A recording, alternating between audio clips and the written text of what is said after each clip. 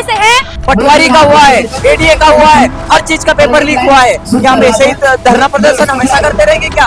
हमें ये सरकार बदलने की जरूरत है। कोचिंग वालों की या शिक्षा मंत्री कोई कमी ना, सीट दिखती है 15 लाख मिलते हैं, पेट भर जाता है, हम लोग गरीब लोग रह जाते हैं। 15 लाख जेब में नहीं है। हाँ नहीं, उनके पास 15 लाख है ना जो सीट ले रहा है, आपकी जेब में नहीं है। हमारे पास नहीं, हम तो फटे कपड़े पहन के घूम रहे हैं। जिनका जमीर जिंदा है वो यहाँ आए हैं, जिनका जमीर मर गया है वो नहीं आए। ये तो पटवारी का जिंदा है। हमारा मेडिकल एक बंद कमरे में किसी आदमियों के सामने दिया जाएगा। क्या वो शिक्षित भारत की बातें हैं? मेरी बात सुन के लग रहा है कि मीडिया बिकी हुई है। मीडिया आपके साथ है, आप पुरजोर तरीके से है। और मैं इंदौर में खड़े होके बस एक पत्रकार होने के नाते मेरा जो कर्तव्य बनता है ये सवाल पूछना कि आज इंदौर में जगह जगह जो है विश्वविद्यालय में एबीपी है, आरएसएस है।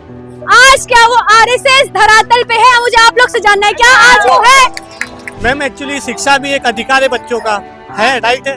आप जिस प्रकार से वोटिंग के दिन नेता लोग बड़े बड़े हमारे पास में हाथ जोड़ के वोट मांगने आते हैं, हम भी आज तुम्हारे पास हाथ जोड़ के शिक्षा का अधिकार मांग रहे हैं। तुम हमारे पास खड़े हो एक भी नेता, बताओ आज प्रेजेंट में इंदौर के इतने बड़े नेता है, कोई छात्र का भविष्य जान रहा है?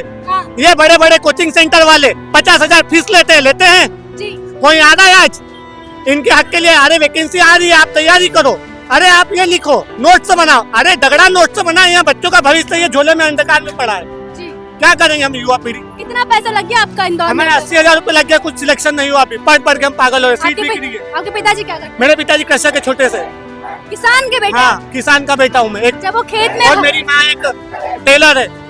जब आपकी माता जो है सिलती हैं कपड़े, उससे आप पेट पालती हैं, जब आपके पिता जो है खेत में मेहनत करते हैं और 80,000 रुपए जुटा के देते हैं और आप कुछ नहीं बन पाते हैं, तो क्या दुख होता है? इसमें हमारा एक कमी है ना, कोचिंग वालों की या शिक्षा मंत्री कोई कमी ना, सीट बिकती है 15 लाख मिलते हैं, पेट भर जाता है, हम लोग गरीब लोग रह जाते हैं। 15 लाख जेब में नहीं है इसलिए। हाँ नहीं, उनके पास 15 लाख है ना जो सीट ले रहा है, आपकी जेब में नहीं है। हमारे पास नहीं, हम तो फटे कपड़े पहन के घूम रहे हैं। इंदौर का युवा क्या झेल रहा है, पूरा भारतवर्ष का युवा? इंदौर का युवा सुबह 4 बजे उठता है, पर तैयारी करने लाइब्रेरी जाता है, 700 रुपए लाइब्रेरी फीस देता है, 12 बजे खाने की टेंशन, खाना बनाओ, खाना बनाया बर्तन धो, कपड़े धो, वापिस पढ़ने बैठो। बच्चे का जीवन सिर्फ संघर्ष के बीच में सरकार को नहीं दिख रहा है। जी। इनकी आंखों में आंसू है, ये आंसू एक किसान के बेटे के। आप लोग बताइए, आप लोग इंदौर आते हो, कितने कितने पैसे लगते हो? आके मिनिमम कितने पैसे लगते होंगे? मैडम घर वाले पढ़ाने के लिए बर्बाद हो जाते हैं, और ये आज की जो सरकार है, लोग बोलते हैं कि पहले भी तो लीक होते थे, तो क्या पहले हम गुलाम थे तो क्या आज भी गुलाम रहेंगे क्या? पहले लीक होते थे तो क्या आज भी लीक होने देंगे? और हम इस सरकार से, जो मौजूदा सरकार है, क्योंकि आज हमको समझ है तो मौजूदा सरकार से ही सवाल पूछेगा। और जो पेपर लीक हो रहा है, पेपर आज किस चीज का नहीं लीक हो रहा है? नीट का हो रहा है, पटवारी का हुआ है, एडीए का हुआ है, हर चीज का पेपर लीक हुआ है। क्या हम ऐसे ही धरना प्रदर्शन हमेशा करते रहेंगे क्या? हमें ये सरकार बदलने की जरूरत है। हमें धर्मेंद्र प्रधान है शिक्षा मंत्री, उसके इस्तीफे की क्या, हमें प्रधानमंत्री नरेंद्र मोदी के इस्तीफे की भी जरूरत है। देखिए यहाँ पे किस प्रकार से अगर जो है सुविधा के लिए जो है यहाँ पे तरीके से बनाया गया त्रिपाल लगाई जा रही है। अब हम और भी लोगों से बातचीत करेंगे। हाँ, मैं कहना चाहूँगा कि ये जो पेपर लीक का चल रहा है, इसके अगेंस्ट हम सॉल्यूशन अवेलेबल है ऑलरेडी। वी नो दैट कि using proper IT mechanism we can solve. तो अभी तक ये हुआ क्यों नहीं है, इसका कोई रीजन भी हमको नहीं पता है। लाइक मैं as a normal human here, public कोई रीजन भी नहीं पता है कि लीक हो क्यों रहा है, टू फिक्स इट। तो let's start there, okay, what I think. देखिए और भी लोगों से बातचीत करेंगे। क्या आप लोग के अंदर जोश है कुछ अपनी आवाज उठाने के लिए? ये जो यहाँ पर धरना आंदोलन हो रहा है इंदौर में, इतने पब्लिक हो रही है, सब परेशान हो रही है, लेकिन कोई यहाँ आ नहीं रहा है। यहाँ पर जो अभी हम लोगों ने बैठने के लिए जो जगह बनाई थी, उसे भी पुलिस के कुछ अधिकारी आके हटवा रहे हो, तो ये तो गलत है ना। जब नेताओं की कुछ आंदोलन होते हैं, कुछ भी होता है, तब जनता परेशान होती है। जब नेताओं की गाड़ियाँ आती है तो जनता को 2-2, 3-3 घंटे खड़े रहना पड़ता है, तब किसी को कोई प्रॉब्लम नहीं होती। लेकिन जब हम शांतिपूर्ण यहाँ पर धरना दे रहे हैं, हमारा काम कर रहे हैं, तो पुलिस के कुछ अधिकारी बोल रहे हैं कि ये जगह खाली कर दो निकलने के लिए। हम लोगों ने 15 मिनट पहले यहाँ पे एक दरी लगाई थी, उसको भी पुलिस के कुछ अधिकारी आके निकलवा रहे हैं, तो ये कहीं ना कहीं गलत है। यहाँ पर लोगों को जागरूक, यहाँ पर जनता मतलब पब्लिक युवा लोगों को जागरूक करना चाह रहे हैं, लेकिन यहाँ पर भी कुछ पुलिस के लोग आकर उसे भी रोक रहे हैं। कहीं ना कहीं इस आंदोलन को पूरी तरीके से जैसे जंतर मंतर में वैसे इंदौर में भी दबाने की कोशिश की जा रही है। क्या लगता है, राजनीति के लिए छात्र संगठन है इंदौर के या फिर सच में युवाओं के लिए? युवाओं के लिए है। फिलहाल में तो जो यहाँ पे आए वो युवाओं के लिए आया है। जिनका जमीर जिंदा है वो यहाँ आए हैं, जिनका जमीर मर गया है वो नहीं आए। जीतू पटवारी का जिंदा है वो तो मैं किसी पार्टी को तो नहीं कुछ। भाई युवा नेता है, अगर बीजेपी नहीं तो कांग्रेस सही, तो कांग्रेस नहीं तो कौन सही? उस हिसाब से तो आना चाहिए था। बाकी अब नहीं आया तो अपन कुछ नहीं बोल सकते। बाकी आना चाहिए था। ऐसा तो बोलते हैं वो कि मैं हर किसी के समर्थन में खड़ा होता हूँ, पर यहाँ नहीं आए। यहाँ आना चाहिए था उनको।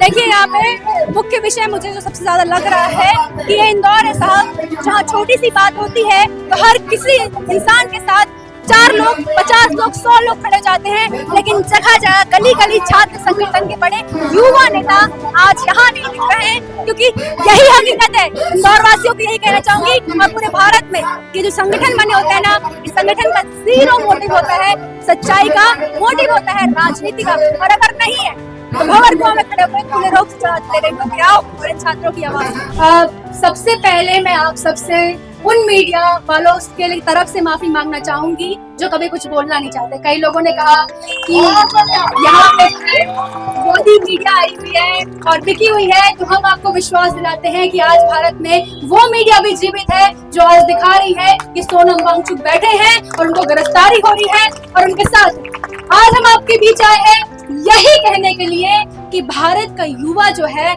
आप उसे हल्के में मत लीजिए। उसे राजनीति से नहीं बल्कि हित से मतलब है, और इसीलिए आज हम और आप यहाँ बैठे हैं। आप सब में से हनुमान जी का भक्त कितने हैं? कितने हनुमान जी के भक्त? तो एक बात जरूर याद होगी कि बजरंगबली के अंदर अदब इतना है कि राम के चरणों में पड़े हैं, और ना इतनी है कि लंका ढा दे। तो लंका ढाने का काम कीजिए। और मैं एक पत्रकार होने के साथ साथ एक युवा भी हूँ, और पत्रकारिता को भी बतंगड़ भी उसी दिशा में लेके जाना चाहता है जहाँ सच्चाई की आवाज उठे।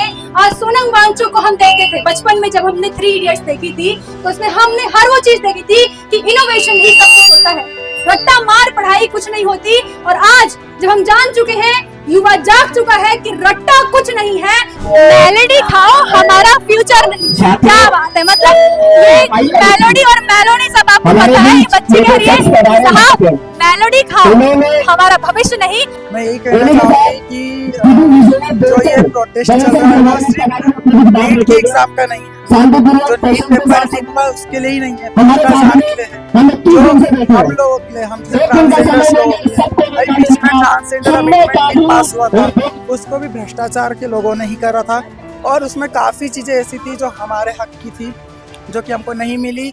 और इसी के लिए शिक्षा बहुत ज्यादा महत्वपूर्ण है। और मैं यही कहना चाहूंगी, धर्मेंद्र इस्तीफा दो, इस्तीफा दो और इस्तीफा दो। कई बार मैंने देखा है कि कुछ औरतें हैं, जैसे एक इनके बाल नहीं थे तो उनका वीडियो वायरल किया। मतलब कुछ ऐसे लोग भी हैं जो आते हैं और गलत तरीके से लोगों को वायरल करते हैं, बदनाम करने की कोशिश करते हैं। आप उनके लिए क्या कहना चाहेंगे? उनको हम कुछ नहीं कह सकते, क्योंकि दुनिया में LGBTQ कम्युनिटी के लिए बहुत मतलब दुनिया के लिए हम बहुत कम एग्जिस्ट करते हैं यहाँ पे, तो हम उनको ये हम समझा तो नहीं सकते, लेकिन हम अपने लिए आवाज उठाते हैं। अगर जो समझदार होगा वो समझ जाएगा, जो शिक्षित होगा वो समझेगा, जो अशिक्षित होगा काफी। अभी अमित शाह ने हमारे बारे में बोला था कि जो ट्रांसजेंडर्स अमेंडमेंट बिल पास होने के बाद हमारी सेक्सुअलिटी, हमारा मेडिकल एक बंद कमरे में किसी आदमियों के सामने लिया जाएगा। क्या वो शिक्षित भारत की बातें हैं? क्या वो शिक्षित राज्य की बातें हैं, शिक्षित मंत्री की बातें हैं? अगर ऐसा ही है तो हर उस व्यक्ति को, हर उस जेंडर को आइडेंटिटी करना चाहिए जो इस औरत और पुरुषों से अलग है। हम ट्रांसजेंडर्स भी क्यों? तो इसी के लिए शिक्षा बहुत महत्वपूर्ण है, और हमारी शिक्षा के लिए जो सोनम सर जैसे व्यक्ति है उनकी बहुत ज़्यादा नीड है। तो मैं यही कहना चाहूँगी, सोनम सर को आगे बढ़ाओ, धर्मेंद्र सर को इस्तीफा देने का बोलूँगी। सर बोलने के लायक नहीं है वो बंदा, क्योंकि उसने जो आज 20 लोगों की जान ली है, यही हत्यारा है। ये कोई आत्महत्या नहीं, कोई सुसाइड नहीं है, ये आत्महत्या है। और आत्मनिर्भर बनने के लिए इन जैसे नेताओं के लिए, इन जैसे नेताओं को ये हटाना होगा। काफी अच्छी बात कही है। उसी के साथ आप सब जुड़े रहें बता